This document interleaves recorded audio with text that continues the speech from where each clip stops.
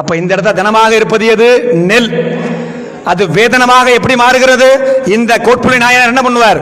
போர் முனையில போய் சண்டை போடுவார், போட்டு வேதனமாக பெறுவார். அதை கொண்டு வந்து அதனால் கிடைக்கக்கூடிய பணத்தை வைத்து வைத்து நெல் வாங்கி எனக்கு ஏதாவது கிடைக்கணும்னு நினைச்சு பண்ண மாட்டார். இறைவா, இந்த பஞ்சபூதம் இருக்கும் காரணத்தினாலே அனைத்து உயிர்களும் இங்கே இருக்கின்றன, அதனால் எல்லாம் விளைகிறது. அது விளையும் காரணத்தினாலே இந்த உடலாகப்பட்டது இங்கே இருக்கிறது. இந்த உடல் இங்கே நிலைத்து நிற்க வேண்டும் என்றால் நமக்கு என்ன? பூமியிலிருந்து வளர்ந்து வரக்கூடிய ஒரு பொருளை உள்ள போட்டதான உடம்பு இருக்கும், இல்லைன்னா உடம்பு இங்க இருக்குமா? இல்ல. அப்போ இந்த உடலாகப்பட்டது இங்கே இருக்குன்னா அது காரணம் என்ன?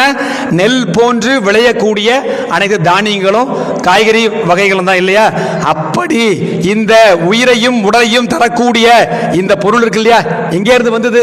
ஆங்கிலத்தில் கிராட்டிடியூட் அப்படின்னு சொல்லுவோம். அதான் நிவேதனம். நேரடியா இல்ல, உங்களுக்கு புரியறதுக்காக சொல்றேன். பிரதிபலன் எதிர்பாராமல் கொண்டு வந்து கொடுப்பார்.